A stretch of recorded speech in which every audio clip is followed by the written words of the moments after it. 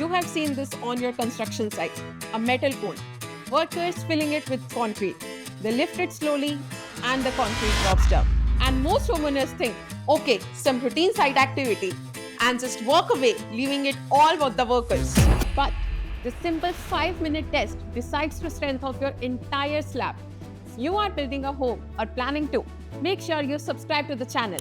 We break down real, on-site processes in simpler terms, so you understand exactly what is being done, why it is being done, and how it impacts the strength and safety of your home. Now, let's understand what is actually happening here. The slump cone is a standard metal mold about 300 mm tall, wider at the bottom and narrower at the top. It is placed on a flat, non-absorbent surface, usually a steel plate, so no moisture is lost from the base. The cone is held firmly so it doesn't shift during the test. Fresh concrete is then taken directly from the mixer and filled into the cone in 3 equal layers. It is not dumped in one go. After placing the first layer, a steel tamping rod is used to compact it with about 25 uniform strokes. This removes trapped air and ensures the concrete settles properly. The second layer is added and compacted the same way. Then the third layer is placed and compacted again.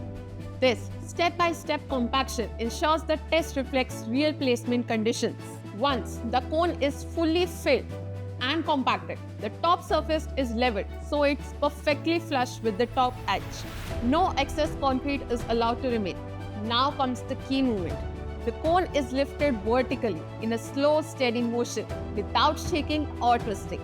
As soon as the cone is removed, the concrete is left unsupported. Because fresh concrete behaves like a thick fluid, it begins to settle under its own weight. It's dropped from its original height. This vertical drop is called the slump. The team then measures the difference between the original height of the cone and the final height of the concrete after it settles. That difference, measured in millimeters, is the slump value. If the concrete drops by 100 mm, the slump is 100 mm. This number tells us whether the concrete has the right workability.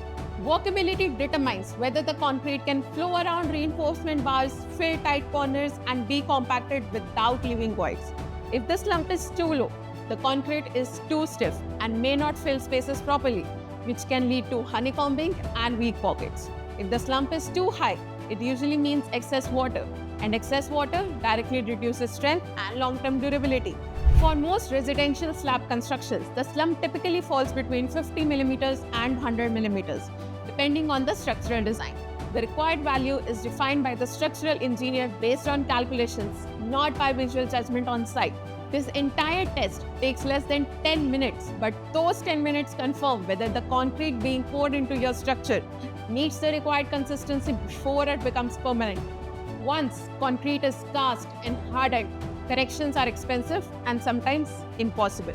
So, the next time you see the slump cone test happening on your site, you will not see it as a small activity.